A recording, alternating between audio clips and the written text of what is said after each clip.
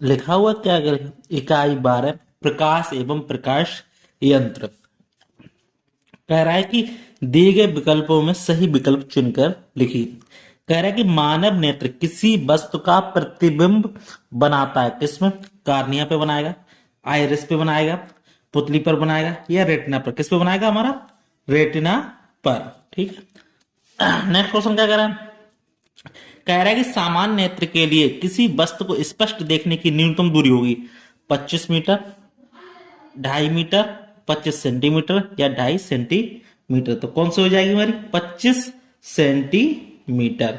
फिर क्या कह रहा है नेक्स्ट क्वेश्चन? नेक्स्ट क्वेश्चन कह रहा है कि श्वेत प्रकाश जब प्रिज्म से होकर गुजरता है तो प्रिज्म के आधार की ओर प्राप्त रंग होता है, क्या होता है? लाल होता है, पीला होता है, बैंगनी होता है, या हमारा हरा होता है। तो कौन सा होता है हमारा? लाल। इसका आंसर हो जाएगा ये लाल। फिर क्या कह रहा है नेक्स्ट क्वेश्चन? कह रहा है कि निम्नलिखित कथनों में सही विकल्प पर सही का और गलत कथन पर गलत का चिन्ह लगाइए। क्या कह रहा है कि उत्तल लेंस द्वारा दूर की वस्तु का प्रतिबिंब वास्तविक एवं उल्टा बनता है। ये बात कैसी है? सत्य बात है। फिर क्या कह रहा है नेक्स्ट क्वेश्चन? कह रहा है कि प्रिज्म से अपवर्तन के पश्चात निर्गत किरण आपतित किरण के समांतर होती है। ये बात बिल्कुल कैसी है? गलत है। फिर कह रहा है कि अवतल लेंस से कभी वास्तविक और कभी आभासी प्रतिबिंब बनता है। ये बात बिल्कुल गलत है। कह रहा है कि अपवर्तन की घटना में आपतन कोण और अपवर्तन कोण के बराबर होता है। ये बात बिल्कुल क्या हो जाएगी? गलत हो जाएगी। चलिए नेक्स्ट क्वेश्चन क्या कह रहा है? कह रहा है रिक्त स्थानों की पूर्ति अपने व्यस्त पुस्तिका पर कीजिए। कह रहा है कि सरल सूक्ष्मदर्शी में क्या होता है? उत्तल लेंस का प्रयोग होता है। फिर कह रहा है कि दूर की वस्तुओं को देखने के लिए क्या इसकी करेंगे? दूरदर्शी का प्रयोग करेंगे। दूरदर्शी का प्रयोग किया जाता है। कह रहा है कि खून की जांच के लिए किसका? वो सूक्ष्मदर्शी का। खून की जांच के लिए कौन सा हो जाता है? सूक्ष्मदर्शी। सूक्ष्मदर्शी का प्रयोग किया जाता है। निकट दृष्टि दोष के लिए निवारण हेतु चश्मे में हम क्या लगाते हैं? अवतल लेंस। क्या लगाते हैं? अवतल लेंस का प्रयोग किया जाता है या प्रयोग होता है। बात एक ही है। ठीक है। चलिए नेक्स्ट क्वेश्चन क्या कह रहा है? कह रहा है कि प्रकाश का अपवर्तन किसे कहते हैं? अब प्रकाश के अपवर्तन के संबंधी नियमों को लिखिए। चलिए देख लेते हैं। कह रहा है कि जब प्रकाश की किरण एक पारदर्शी माध्यम से दूसरे पारदर्शी माध्यम में प्रवेश करती है, प्रकाश की किरण का अपवर्तन होता है तथा अपवर्तन की घटना अपवर्तन में निम्नलिखित दो नियमों का पालन होता है। कौन कौन सा होता है? एक नियम होता है कि आपतित जो किरण होती है, अपवर्तन किरण तथा अपवर्तक पृष्ठ के आपतन बिंदु पर डाला गया अवलंब तीनों किसमें होंगे? एक ही तल पे मिलेंगे। आगे किसमें मिलेंगे? तीनों एक ही तल पर होंगे। फिर क्या कहेगा कि किसी पारदर्शी माध्यम युग्म के लिए आपतन कोण की ज्या साइन तथा अपवर्तन कोण के साइन के अनुपात नियत होता है। इस नियम को क्या कहते हैं? स्नेल का नियम भी कहते हैं। तो स्नेल का नियम क्या होता है? साइन आई अपना साइन आर। ये क्या होता है? नियतांक होता है। नेक्स्ट क्वेश्चन क्या कह रहा है कि अपवर्तनांक की परिभाषा माध्यम में प्रकाश के चाल के पदों में लिखिए। ठीक है। कह रहा है कि वायुमंडल कभी शांत नहीं रहता, इसमें सदैव ठंडी एवं गर्म हवाएं की धाराएं क्या आती है? चलती रहती हैं। इसके फलस्वरूप वायुमंडल के किसी स्थान की वायु का अपवर्तनांक बदलता रहता है और वायुमंडल के अपवर्तनांक में आकस्मिक क्या होता है? परिवर्तन के कारण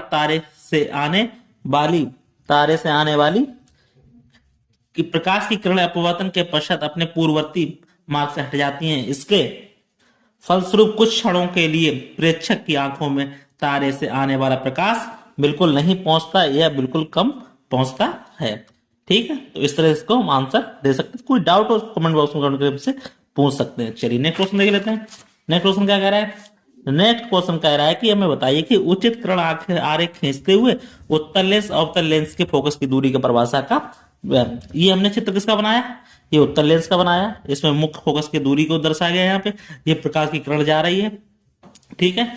अब ऐसे इसका क्या बनाया? अवतल लेंस का ही चित्र बनाया। इसको आराम से देख लीजिए। मुख्य अच्छा प्रकाश का वो बिंदु केंद्र बिंदु है। तो हमें पूछा है कि उत्तल लेंस का परिभाषा क्या होती है? लिखेंगे उत्तल लेंस क्या होता है? आपतित समानांतर आपतित समानांतर प्रकाश की किरणों को मुख्य अक्ष की ओर मोड़ता है, इसलिए इसे क्या कहते हैं, अपसारी लेंस भी कहते हैं। देखिए उत्तल लेंस में क्या हो रहा है, ये जो किरणें आ रही हैं वो क्या कर रहा है, एक जगह पे समेट के रख दे रहा है, यहाँ पे एफ जगह पे आ रहा है, तो इसलिए क्या होता है, उत्तल लेंस हो जाएगा।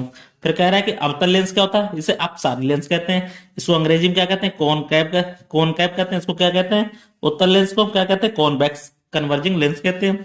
तो क्या कह रहा है, अवतल लेंस आपतित समानांतर, या कह सकते हैं समानांतर प्रकाश की किरणों के अनुसार मुख्य अक्ष से दूर फैलता है, इसलिए इसे क्या कहते हैं, अपसारी लेंस भी कहते हैं। यहाँ पे देखिए, यहाँ पे ये लगा हुआ लेंस, तो यहाँ पे क्या होता है, यहाँ पे जो किरणें आ रही है वो यहाँ पे फोकस करके मुख्य अक्ष से प्रकाश की ओर चली जाती हैं। चलिए फिर क्या कह रहा है कि दूरदर्शी कैसे कहते हैं, सिंपल सा आंसर है, दूरदर्शी एक ऐसा प्रकाश यंत्र है जिसकी सहायता से दूर की वस्तुएं देखी जा सकती है। इस तरह इसका भी आंसर दे सकते थे। चलिए नेक्स्ट क्वेश्चन देख लेते हैं। नेक्स्ट क्वेश्चन क्या कह रहा है कि नेत्र दोष किसे कहते हैं, ये कितने प्रकार का होता है, निकट दृष्टि दोष के बारे में हमें बताइए। तो लिखेंगे, क्या लिखेंगे कि जब मानव नेत्र के सामने स्पष्ट दृष्टि की न्यूनतम दूरी कितनी होती है, 25 सेंटीमीटर पर जो वस्तु रखी होती है वस्तु के साफ साफ दिखाई नहीं देती है, तो इसे क्या कहते हैं, दृष्टि दोष को क्या कहते हैं, इसको दृष्टि दोष कहते हैं। किसको कहते हैं, निकट दृष्टि दोष कहते हैं। ठीक है, तो ये दो प्रकार का होता है। अगर हमें क्या हुई, 25 सेंटीमीटर की दूरी पर रखी वस्तु अगर साफ नहीं दिख रही है तो इसका मतलब हमें निकट दृष्टि दोष हो गया है। ठीक है, तो इस दो प्रकार का होता है, एक निकट दृष्टि दोष होता है, एक दूर दृष्टि दोष होता है। अब निकट दृष्टि दोष में क्या होता है, क्योंकि हमसे कह रहा है कि निकट दृष्टि दोष के बारे में हमें बतलाइए। चलिए हम बता देते हैं। निकट दृष्टि दोष में क्या होता है कि कुछ व्यक्तियों के नेत्र लेंस बहुत अधिक वक्र हो जाने के कारण क्या हो जाता है, लेंस की फोकस दूरी कम हो जाती है। ऐसी दशा में दूर स्थित वस्तु का प्रतिबिंब रेटिना पर ना बनकर उसके पहले ही बन जाता है, फलस्वरूप दूर स्थित वस्तु साफ दिखाई नहीं देती है। इस प्रकार के दृष्टि दोष को क्या कहते हैं, निकट दृष्टि दोष कहते हैं। और निकट दोष को दूर करने के लिए चश्मे में उचित फोकस दूरी का क्या लगाते हैं, अवतल लेंस का प्रयोग किया जाता है। क्वेश्चन एक बन जाएगा, क्या बन जाएगा कि बताइए कि निकट दृष्टि दोष होने पर हम कौन से लेंस का प्रयोग करते हैं। तो सिंपल आंसर हो जाएगा कि हम अवतल लेंस का प्रयोग किया जाता है। यह लेंस प्रकाश की किरणों को क्या करता है, अपसारित करके प्रतिबिंब को रेटिना पर बनाता है, जिससे निकट दृष्टि दोष दूर हो जाता है। देखिए यहाँ पे हमने चित्र बनाया इसको, यहाँ पे देखो प्रकाश की किरण क्या है, दूर स्थित वस्तु से आने वाली प्रकाश की किरण यहाँ से जा रही है, ये आंख बनी हुई है, इससे यहाँ पे किरणें जा रही हैं। ऐसी दृष्टि दूसरे के लिए जे वाला लेंस, कौन सा लेंस प्रयोग करेंगे, अवतल लेंस का प्रयोग हम करेंगे निकट दृष्टि दोष के लिए। ठीक है, चलिए इसमें कोई डाउट हो उसको पूछ लेना। ठीक है, चलिए नेक्स्ट क्वेश्चन क्या कह रहा है। नेक्स्ट क्वेश्चन हमसे क्या कह रहा है, देख लेते हैं। क्या कह रहा है कि सूक्ष्मदर्शी किसे कहते हैं, एक कितने प्रकार का होता है।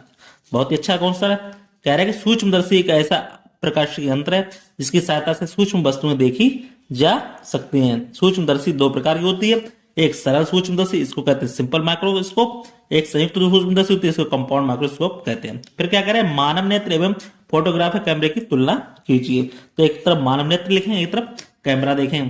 तो मानव नेत्र में क्या होता है कि मानव नेत्र में वस्तुओं को देखने के लिए एक क्रिस्टलाइन उत्तल लेंस का प्रयोग होता है। इसमें क्या करें, कैमरे में भी वस्तुओं का चित्र खींचने के लिए क्या होता है, एक उत्तल लेंस का प्रयोग होता है। सिंपल सी बात है। नेक्स्ट क्या करें, मानव नेत्र में प्रकाश की पुतलियों से होकर प्रवेश करता है। इसमें क्या कैमरे में स्वचालित से होकर प्रवेश क्या करता है, होकर प्रवेश करता है। इसको क्या प्रवेश होता है, इसमें प्रकाश प्रवेश होता है। इसमें क्या की आवश्यकता कौन सा, प्रकाश नेत्र में भेजने के लिए आयरिस की सहायता से पुतलियों को फैलाया या सिकोड़ा जा सकता है। इसमें क्या था, डायाफ्राम में बने छिद्र के द्वारक को आवश्यकता कौन सा, छोटा या बड़ा किया जा सकता है। इस तरह से इसका आंसर होगा। कोई भी डाउट हो उसको कमेंट बॉक्स कमेंट करके पूछ सकते हैं। फिर मिलते हैं नेक्स्ट वीडियो, तब तक के लिए धन्यवाद। आपको वीडियो अच्छा लगा वीडियो को लाइक शेयर जरूर करें। ठीक है, इससे वीडियो क्या हो जाएगी हमारी, ये दी एंड हो जाएगी। ठीक है, कोई भी डाउट हो कमेंट करके पूछ सकते हैं।